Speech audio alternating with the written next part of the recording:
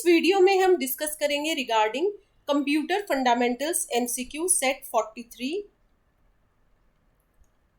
Question number 1 है, what is the order of keys from left to right in the first row of keyboard. First row of keyboard में left to right में order of keys होनी चाहिए, तो इनमें से कौन सा ऑप्शन है? वो है ऑप्शन नंबर सी, क्वेर्ट, QWERT। इनका ऑर्डर देखेंगे तो सबसे लेफ्ट में Q, देन W, फिर ERT। बिल्कुल कीज में लेटर्स की यदि बात करें तो बिल्कुल फर्स्ट वाला ही लेटर का जो कॉम्बिनेशन है, तो शुरू के 5 आपको क्वेर्ट ही दिखेंगे और इसको क्वेर्टी भी कहा जाता है और ऐसे ही टाइप के कीबोर्ड्स को क्वेर्टी कीबोर्ड्स भी कहा जाता है। सो क्वेर्ट।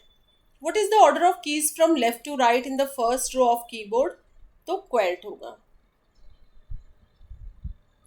अब जैसे POIUV यदि आप कीबोर्ड देखेंगे तो P तो राइट में आ रहा है, देन O लेफ्ट, ये राइट टू लेफ्ट का ऑर्डर हो गया।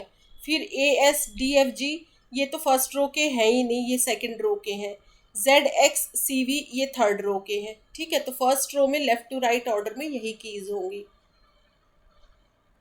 ये इसका एक्सप्लेनेशन, एक बार इसको वीडियो पॉज करके आप रीड कर लीजिएगा।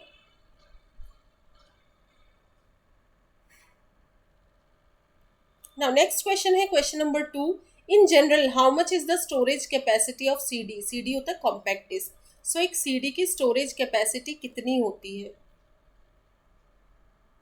वो होती है 700 MB, 700 MB। Option number C correct answer होगा। इन जनरल, जनरली कितनी स्टोरेज कैपेसिटी होती है CD की? In general how much is the storage capacity of CD? 700 MB। और CD का देखिए फुल फॉर्म भी दे रखा है, compact disc.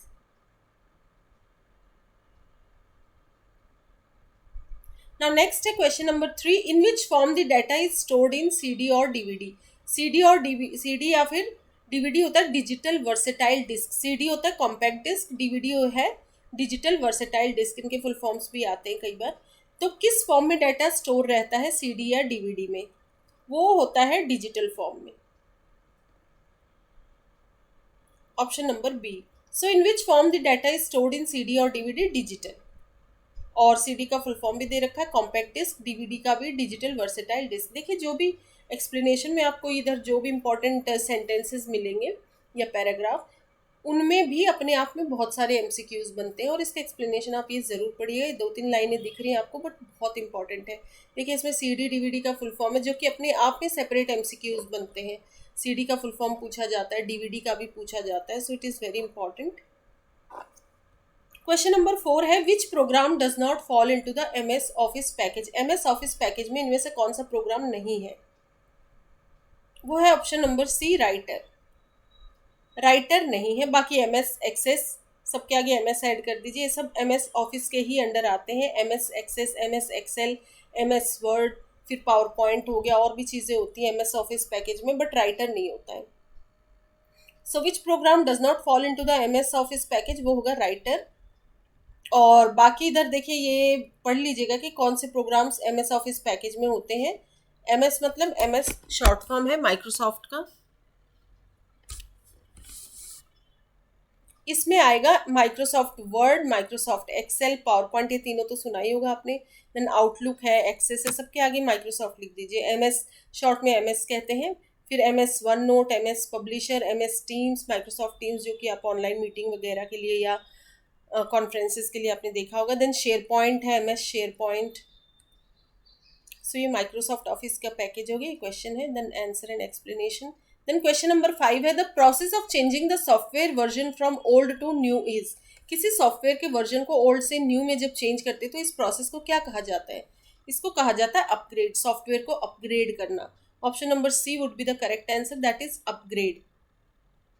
The process of changing the software version from old to new is known as upgrade. इसको upgrade कहते हैं और ये इसका एक्सप्लेनेशन है, ज़रूर पढ़िएगा इसको डिटेल में वीडियो पॉज करके। Now next is question number 6। Which option is chosen to rename any file और folder by right clicking on it? किस ऑप्शन का यूज होता है जब हम किसी फोल्डर को राइट क्लिक करते हैं तो किसको सिलेक्ट करना ताकि किसी फाइल को हम रीनेम कर सकें? तो वो ऑप्शन है रीनेम। रीनेम को ही आपको सिलेक्ट करना होता है। सी ऑप्शन करेक्ट होगा, rename. So which option is chosen to rename any file और folder by right clicking on it? वो होगा option rename, C option would be the correct answer, और ऑप्शन है रीनेम।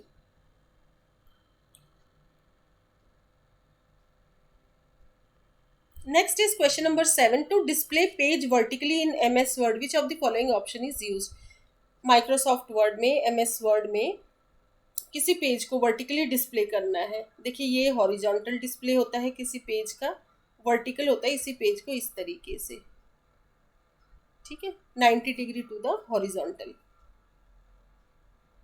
मतलब यदि लाइंस की बात करें तो ये वर्टिकल हो गई और ये हॉरिजॉन्टल लाइन हो गई, ये जो स्ट्रेट दिख रही है, और इस तरीके से ये वर्टिकल लाइन कहलाती है, ठीक है, ऐसे। और ऐसे फ्लैट होगी तो ये हॉरिजॉन्टल हो गई, तो ये वर्टिकल पेज हो गया। तो to display page vertically in MS word which of the following option is used? किस ऑप्शन का यूज होता है? That would be portrait. और हॉरिजॉन्टल के लिए कौन सा ऑप्शन होता है? लैंडस्केप, जो कि बाय डिफॉल्ट ही होता है। बट वर्टिकली यदि डिस्प्ले करना है तो उसका जो ऑप्शन सेलेक्ट होता है दैट इज पोर्ट्रेट। हॉरिजॉन्टल वाले को क्या कहेंगे? Landscape. So option B correct होगा, portrait. To display page vertically in MS word which of the following option is used? Portrait.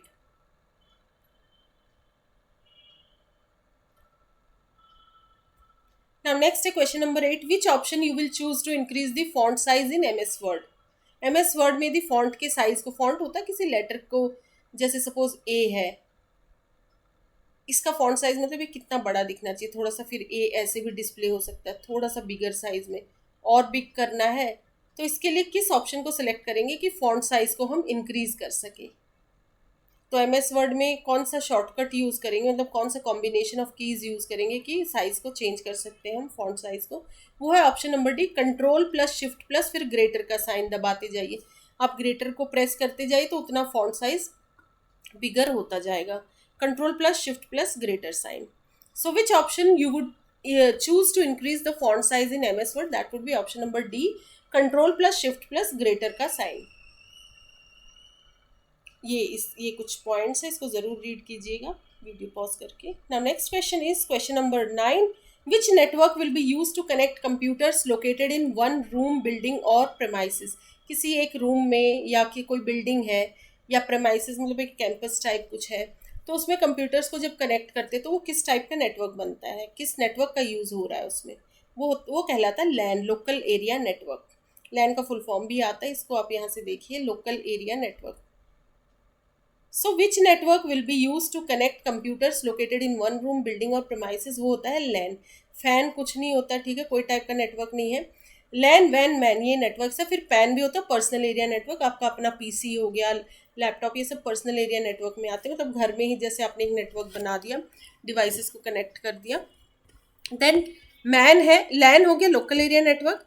फिर मैन होता है मेट्रोपॉलिटन एरिया नेटवर्क, मतलब सिटीज़ में, ये सिटीज़ को एक तरीके से कनेक्ट कर रहा है। मेट्रोपॉलिटन्स को, metropolitan area. Wide area network, countries का कनेक्शन पूरा, जिसको इंटरनेट कहते हैं, एक कंट्री दूसरे से कनेक्टेड है तो वो वाइड एरिया नेटवर्क हो गया। So LAN local area network, MAN है मेट्रोपॉलिटन एरिया नेटवर्क, एंड वैन है वाइड एरिया नेटवर्क। सो एक रूम, बिल्डिंग या प्रेमाइसिस की बात करें तो किसका यूज़ हो रहा होता है? लोकल एरिया नेटवर्क का।